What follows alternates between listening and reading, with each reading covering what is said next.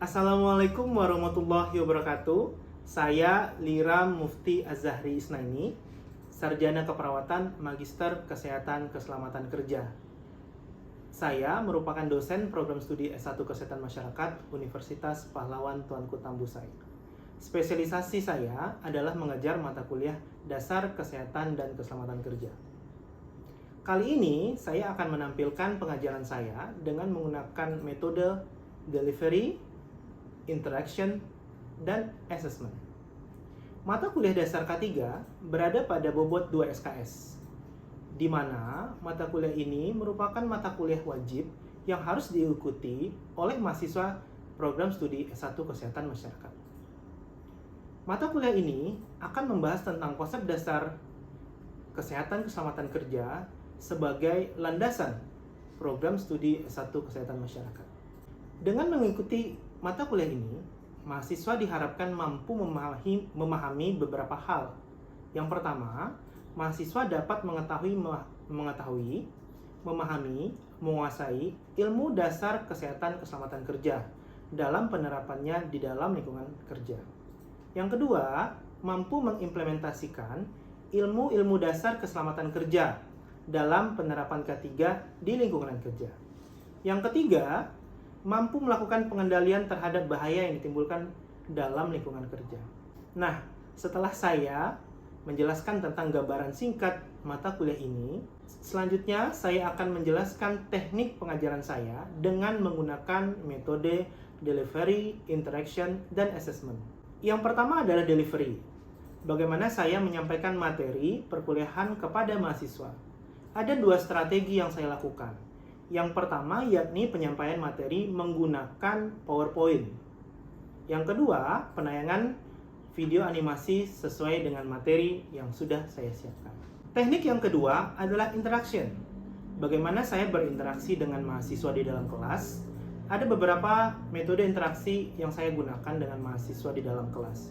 Yang pertama adalah saya menggunakan Moodle Universitas Pahlawan Tuanku Tambusai untuk menyampaikan materi, berdiskusi, hingga nantinya melakukan assessment. Yang kedua, di dalam kelas, saya selalu memotivasi mahasiswa berpartisipasi aktif untuk bertanya dan menyampaikan pendapat dalam pembelajaran, agar proses pembelajaran berjalan komunikatif dan dua arah. Yang ketiga, kami menggunakan media WhatsApp sebagai sarana berdiskusi di luar kelas. Teknik yang ketiga adalah metode assessment. Assessment merupakan penilaian saya terhadap mahasiswa.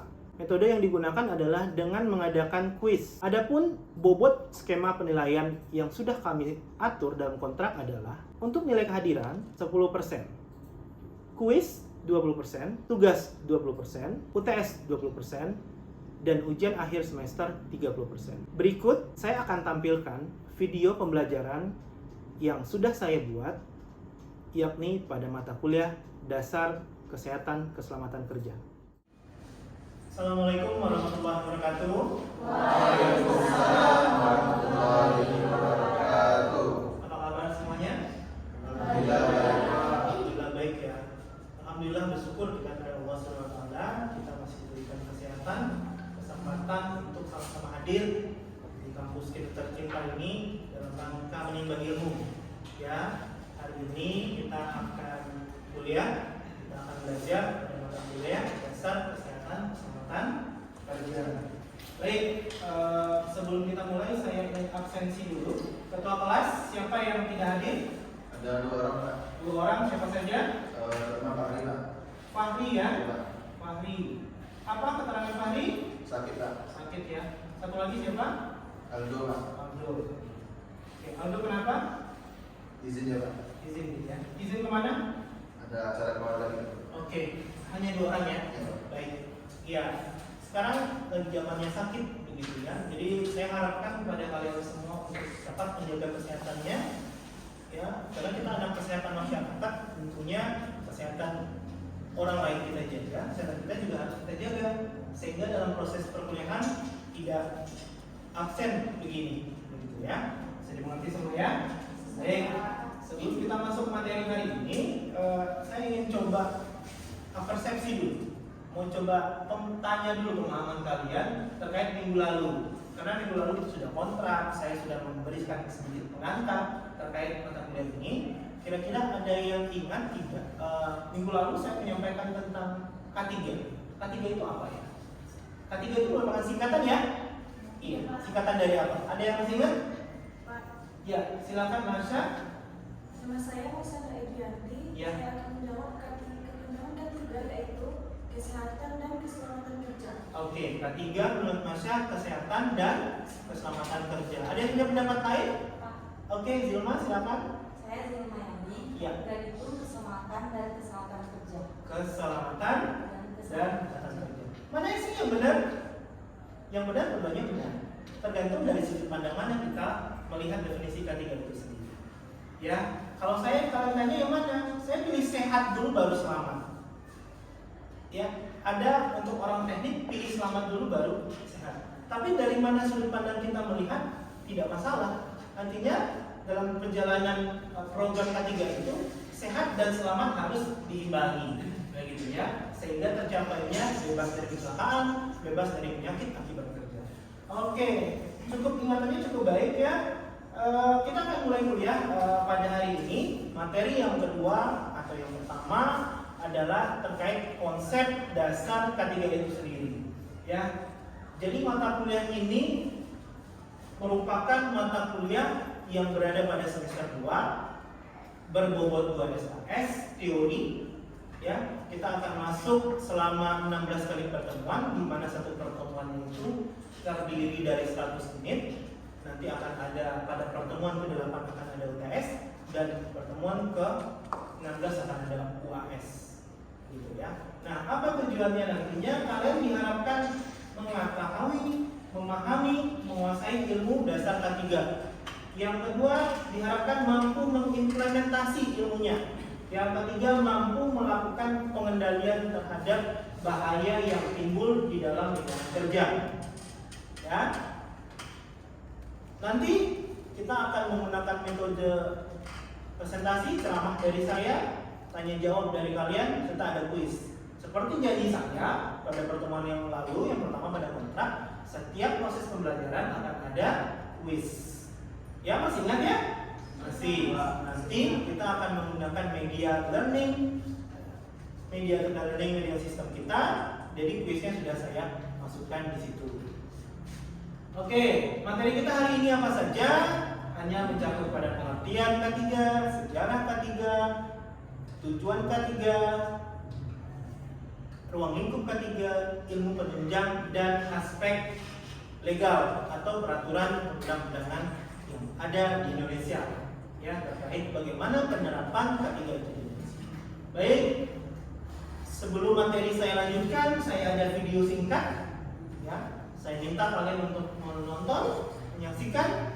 Videonya berdurasi 8 menit. Nanti saya setelah kalian nonton, kita akan bercerita bersama-sama apa sih bunyi atau isi dari video ini. Ya, silakan menonton.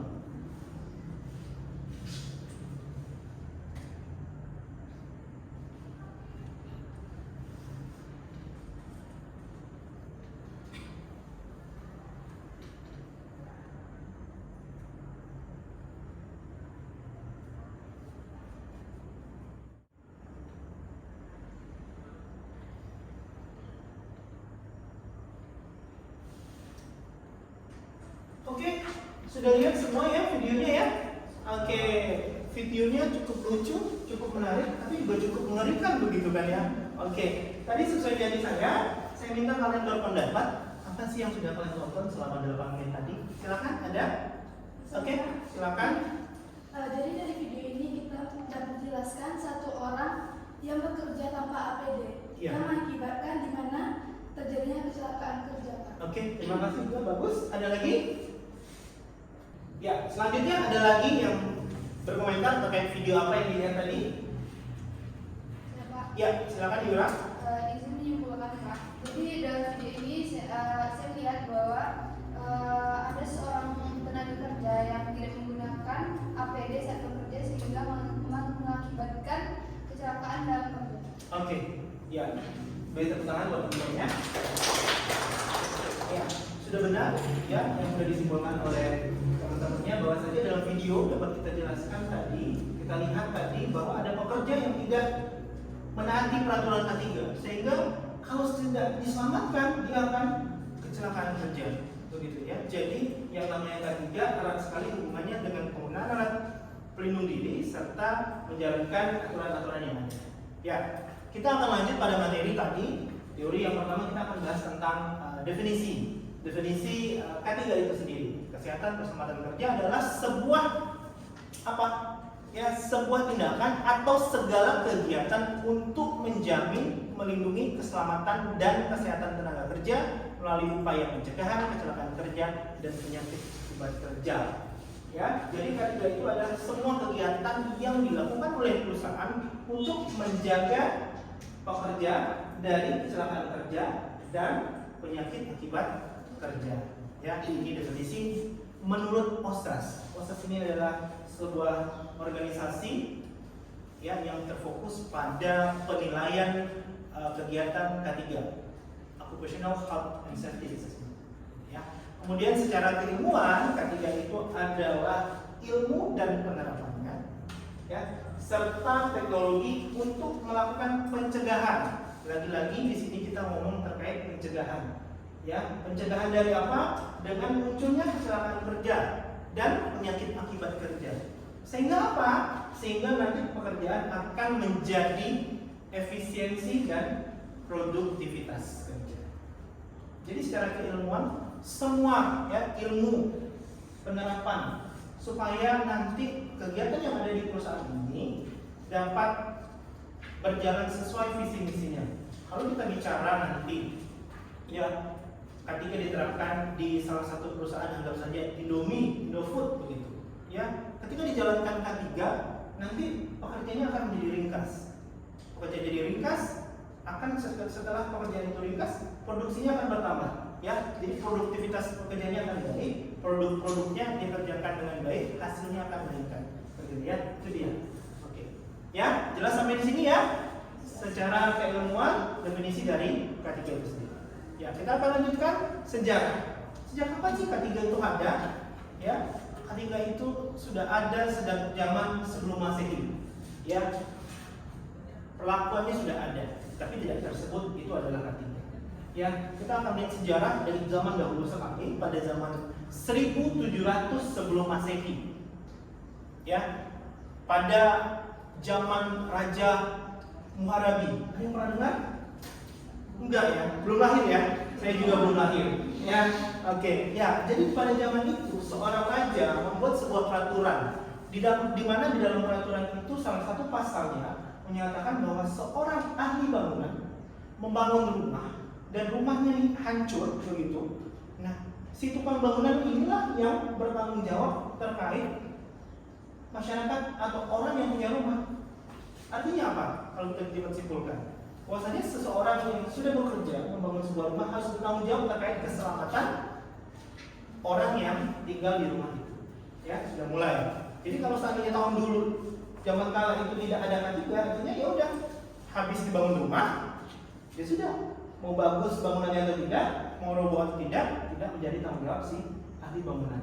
Jadi dari sini raja sudah benar-benar menekankan harus bertanggung jawab terkait pekerjaannya. Ya, oke, kita lanjutkan. Zaman Mozaik, ya, 5 abad setelah zaman Muharabi katanya. Ya. Nah, di sini dikatakan bahwa seorang ahli bangunan harus membangun pagar pada sisi luar atap rumah.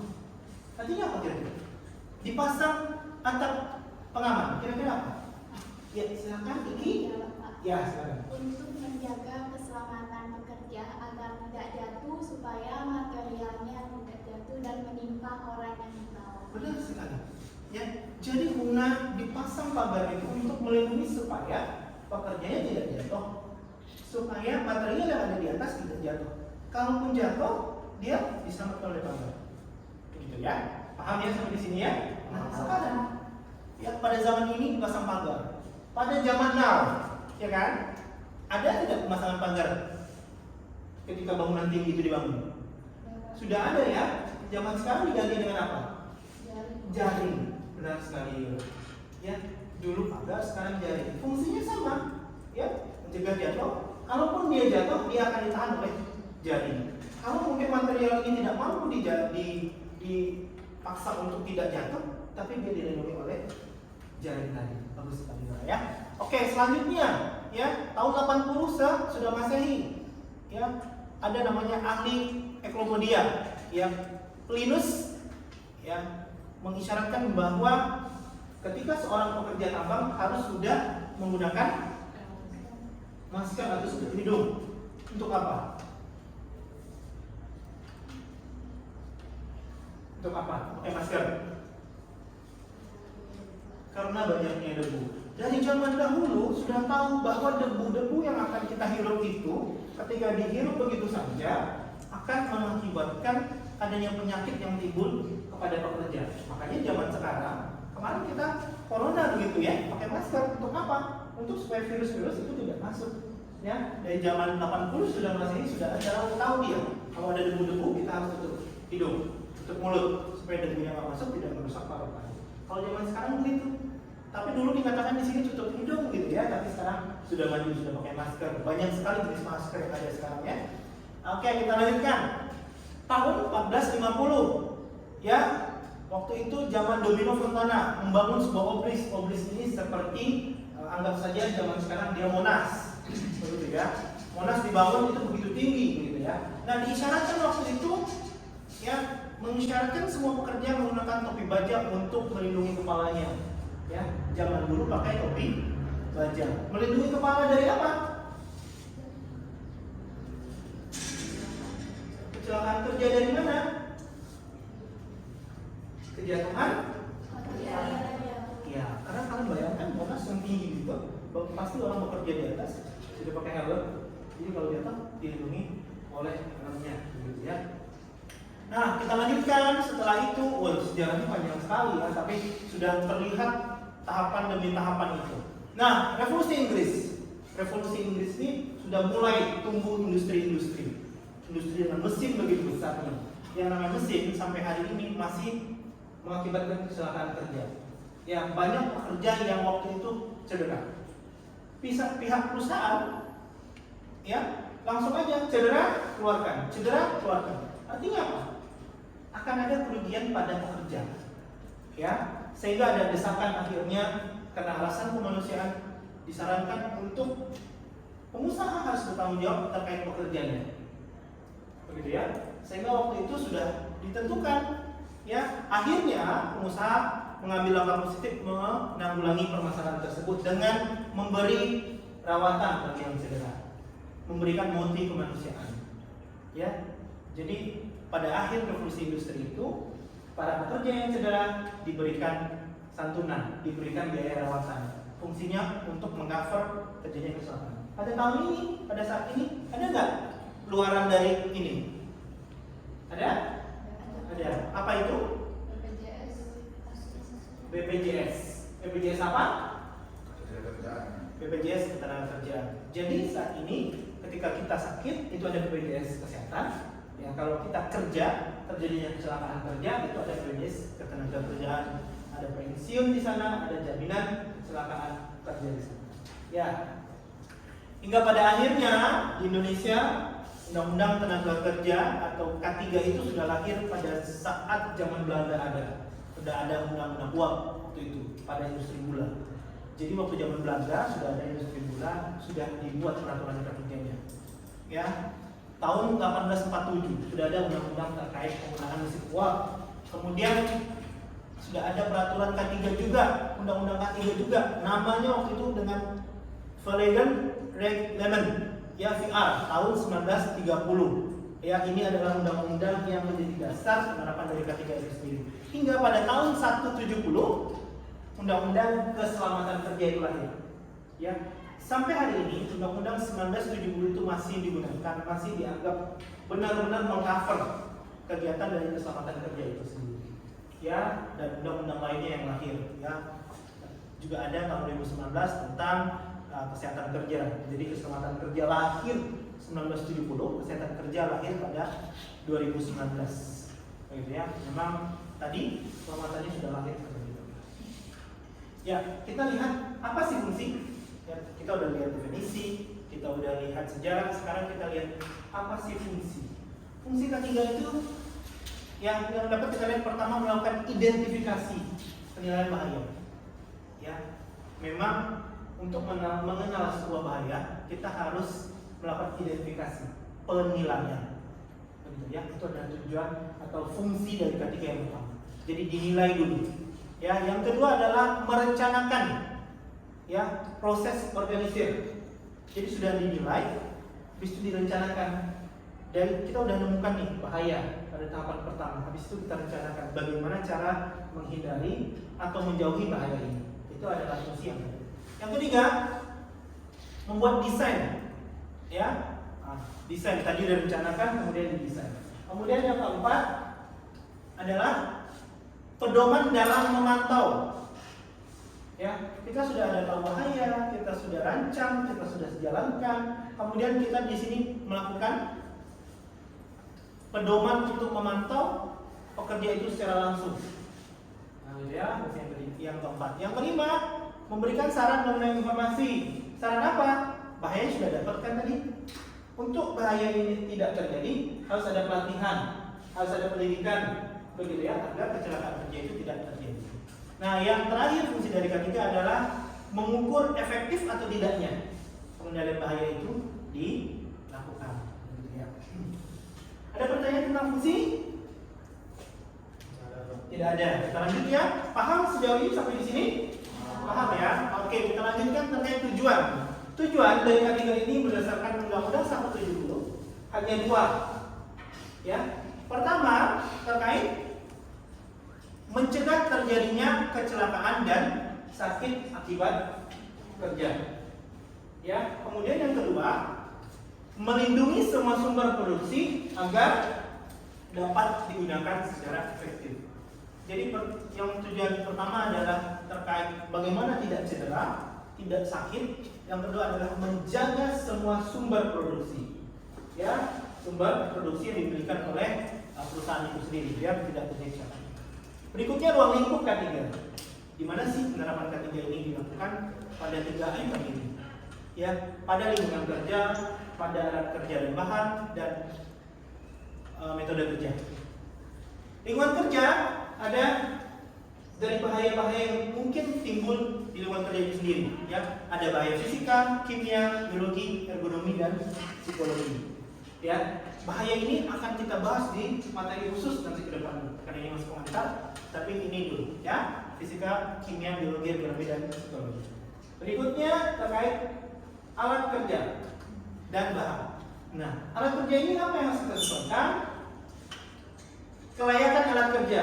Saya akan kasih contoh, layak alat kerja. Misalnya saya ingin memotong sebuah papan dengan mesin ketan, ya, tapi kabelnya ini tidak benar. Layak tidak untuk saya lakukan itu sebagai alat kerja? Tidak layak ya. Jadi saya mau pakai contoh sederhana, menyetrika, tapi kabelnya hampir putus. Kalian tetap setrika atau tidak? Tidak, karena alat kerjanya nggak layak. Benar tidak? Jadi jangan dipakai besok ya. Kemudian alat kerja yang dilihat yang kedua adalah kesesuaian alat kerja. Sesuai tidak alat kerja itu kita gunakan. Saya kasih contoh lagi.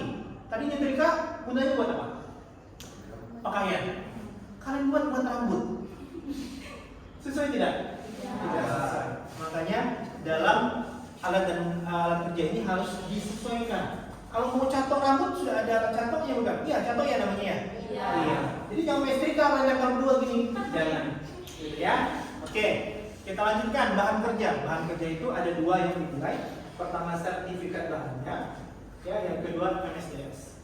Ya, sertifikat ini bahan yang kita gunakan sehat atau tidak, begitu ya. Kemudian metode, ada metode itu adalah cara untuk bekerja. Dalam cara ini harus ada SOP. SOP itu apa? Standar kita dalam melakukan pekerjaan, begitu ya. Nah, kemudian ada instruksi. Nah, ini ilmu penunjang K3. Ilmu penunjang K3 ini banyak sekali, tidak hanya kesehatan, tapi ada teknik, kimia, fisika, ekonomi. Ya. Nah, ini adalah materi terakhir terkait legal aspek. Legal aspek ini adalah peraturan apa saja yang ada. Sebelumnya sudah kita bahas tadi, ada Ada Undang-Undang 170 menjadi dasar menjalankan kesehatan kerja, kemudian Undang-Undang 13 tentang ketenagakerjaan, kemudian peraturan pemerintah tentang penerapan sistem manajemen K3, kemudian banyak sekali lagi aturan-aturan hukum lainnya. Ya, di mana undang-undang ini harus kalian temukan, harus kalian punya. Saya dulu punya sebelum ini, nah kalian juga harus punya. Ya, sebagai dasar kalian nanti dalam menerapkan program K3 ini. Gitu ya. Ada pertanyaan sampai di sini? Ada Pak. Ya, silakan. Saya dan Medi bertanya terkait pelindung diri Pak. Ya, silakan. Bagaimana pendapat Bapak terhadap pengendara sepeda motor yang masih menggunakan helm proyek dalam berkendara? Oke, pertanyaan bagus. Terima kasih Dea. Ada yang bisa jawab? Oke, silakan. Daus. Nah, dari pertanyaan dari tadi jawabannya itu tidak bisa Pak, karena tidak sesuai dengan standar SNI dan helm proyek yang digunakan saat bekerja ya Pak. Oke, bagus. Terima kasih Daus. Pertanyaan 2 Daus. Ya, benar sekali ya. Tadi kita bahas tentang alat kerja. Dan kerja juga nanti kita masuk kepada alat pelindung diri. Jangan kalian berkendara sepeda motor pakai helm proyek, tidak cukup membantu. Karena helm proyek itu hanya untuk berjalan. Ya, tidak diciptakan untuk dia ngegelinding begitu. Kalau sepeda motor kan ada risiko menggelinding. Sehingga kalau menggelinding helmnya melindungi telinga. Ya, kalau helm itu risiko jatuh dari atas. Jadi jangan sekali-kali menggunakan helm proyek dalam berkendara sepeda motor. Karena tidak sesuai peruntukan. Tadi ya, sudah kita bahas ya, tidak sesuai peruntukan. Ada lagi? Tidak ada, cukup. Oke, kalau gitu sesuai dengan kontrak kita, ya, setiap materi akan ada kuis. Ya, oke, silakan buka handphonenya, masuk kepada aplikasi Moodle yang sudah minggu lalu saya sosialisasikan. Di dalamnya pilih mata kuliah dasar kesempatan kerja. Di sana sudah ada kuis yang saya siapkan untuk kalian. Ya, sudah masuk semua? Sudah. Waktu 30 menit dimulai dari sekarang.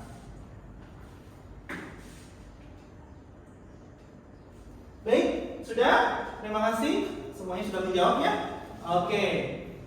Terima kasih sudah menjawab dengan baik. Mudah-mudahan ya saya simpulkan tadi nampaknya sudah mengisi semua. Ya. Terakhir saya akan coba melihat dulu bagaimana pemahaman kalian terkait materi tadi yang sudah saya sampaikan. Ada yang bisa menyimpulkan kira-kira? Ya, silakan Alia.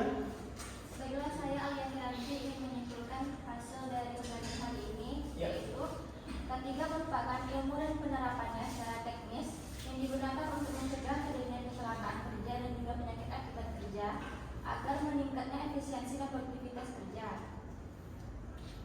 Di mana K3 ini di Indonesia dimulai dari tahun 1847 hingga saat ini sudah keluar Undang-Undang Nomor 1 Tahun 1970 tentang Keselamatan Kerja dan Undang-Undang Tahun 2019 mengenai Kesehatan Kerja. Oke, terima kasih. Sudah cukup kira-kira simpulan dari Alia? Semua sudah memahami hal yang sama? Sudah. Alhamdulillah, kalau sudah, saya lihat selama proses pembelajaran cukup bagus, sudah cukup mengerti. Mudah-mudahan proses penyampaian saya juga dapat kalian terima dengan baik. Sampai ketemu minggu depan. Ya, minggu depan kita akan membahas terkait kesehatan kerja. Saya sudah memberikan EPS kepada kalian. Silahkan dimulai melakukan pembelajaran di rumah. Ya, yang namanya mahasiswa itu harus belajar di rumah karena sudah mahasiswa. Ya, sudah mampu untuk mempersiapkan dirinya untuk perkuliahan minggu depan. Sekian dari saya. Terima kasih atas waktu dan partisipasinya. Semoga pulang ini kita semua sehat, selamat di perjalanan. Akhirul kalam. Assalamualaikum warahmatullahi wabarakatuh.